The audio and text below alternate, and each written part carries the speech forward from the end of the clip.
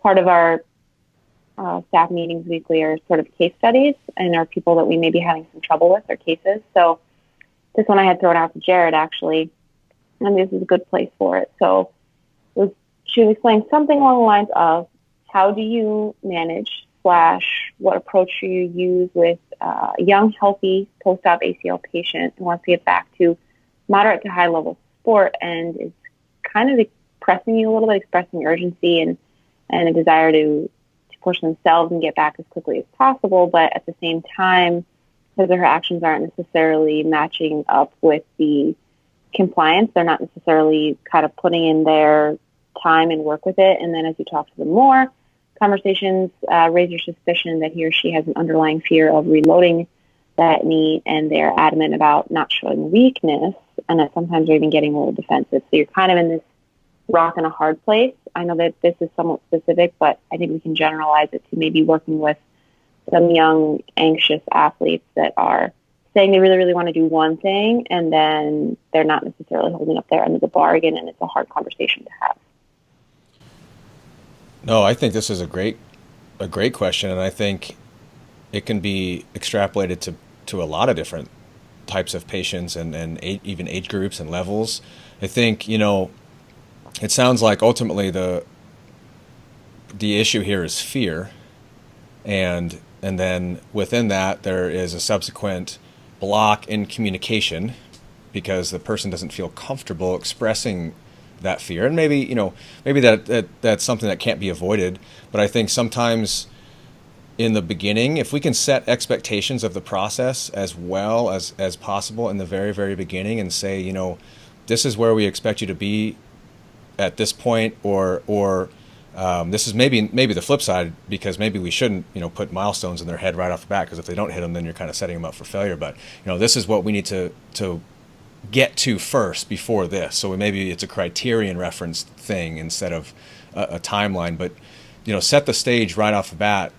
We can't do this before this, and we're going to use these different tests. If we're talking ACL, maybe it's hop testing, maybe it's some type of left to right strength, or affected to non-affected strength differences. We need to get up to this certain ratio from affected to non-affected before we can do this and this. So you give them goals to reach, and then if they are not hitting those goals and then are still expressing that urgency, you can kind of take a step back and say, hey, listen, we talked about this. We need to hit these milestones before we move on, and you can show them we're not quite there yet. And then maybe that's where the conversation can be had. Is there anything on your end that we can do better? This is you talking to the patient, kind of giving the patient the autonomy to run the show a little bit. Or really what you're doing is you're trying to guide them to expressing themselves ultimately, which can, it can be a tough task. But I think to summarize, my general thought on the situation would be give them the big picture, and then be constantly kind of bringing the big picture back to their mind and giving them context to where they're at within that process, but do it in a way that is like the first time you did it. You just kind of very patiently and calmly reiterate the process. You're reassuring them, but you're also being pretty stern in that we need to be here before we get there type of thing. And I think if those points are constantly driven home, then maybe they're more apt to just kind of put their head down and do the work. I don't know. What do you guys think? Do you want to chime in on that, Steph? Yeah, I think setting expectations in the beginning has been a huge thing for me, because I feel like it's harder to go back and sort of either reconvince or re-get them to buy in after a certain phase, after they might get sick of a certain phase of treatment or phase of return to sport. So that's definitely huge. But I think that one thing that will be really helpful for this particular coworker and this patient is, like you said, I think continuing to take this step back and take the bigger picture, because I think that the day-to-day sometimes, especially with a younger athlete, it's harder for them to see the big picture. So you might have to, I don't know if it's a maturity thing or not, but I think that could be really useful. So I appreciate that.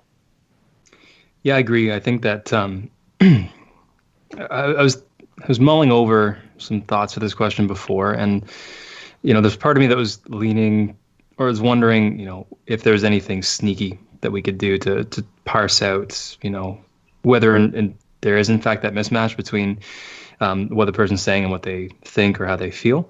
But I think that it's a better policy and probably yields better fruit to just level with them. And like you guys both said, to scope out and say like, hey, this is kind of where we are. This is what we're seeing in terms of, the milestones that we've reached or haven't reached. What do you think about this whole thing? I know you're really motivated. What do you think, have we missed anything? Is there anything that you think we should be doing that we haven't been doing? And try to just express your, I guess, concerns, but also in so doing, remind them that your priority is their, them doing well, it's their well-being, and give them a chance to potentially open up. I mean, there's a chance, of course, they don't, and that's, their prerogative, but it can definitely be tough to navigate. I don't know that I've had that exact situation unfold, but there have been lots of times where it's been really necessary to pause and say, hey, okay, where are you at? Like, let's do a temperature check, and sometimes we're really looking at things differently. Other times we come to the conclusion that we are in fact in the same place, and then we get to reestablish the expectations for the next few weeks or months or whatever. So, yeah. Yeah, I think the maturity thing is a very real issue when you're talking about adolescence. And we're seeing like ACL reconstructions being done on younger and younger athletes. And so if you get a 12-year-old in there, you're not going to have a great an introspective conversation with them. And so as clinicians, then maybe we are then just looking at our interventions and saying, because I think, in the question, it's subsequent conversations have raised your suspicion that he or she has an underlying fear of reloading the knee. That's kind of a subjective thing. It's what you're picking up within your conversation with the patient. But I also think that you could probably pick up that underlying fear of reloading by just watching them go through their exercises. If you're progressing them from like in the initial phases, slower strength, slower tempos, more like closed chain stuff, you're going to be able to see if they're putting force production into this, the same way on each side, or you're going to be able to objectively see if they can lift as much as the other side, or if you start to do some depth drops or some single leg cutting, things like that. I mean, you're going to be able to observe them not avoiding loading that side. So I think you can pick that up there, and then the conversation can then be had. This is what I'm seeing. Do you feel like you can push off that leg, or do you feel like you can land the same way on that side? Keep it simple. Let them answer the question.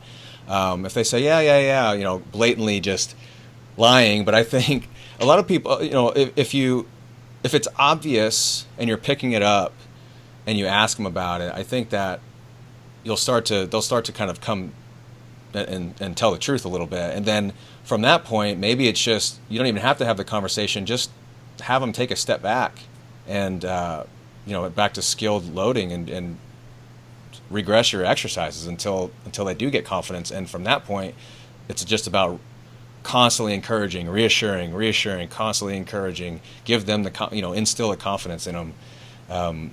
It's tough, but I think this is a great question, and stuff like that makes us all better clinicians.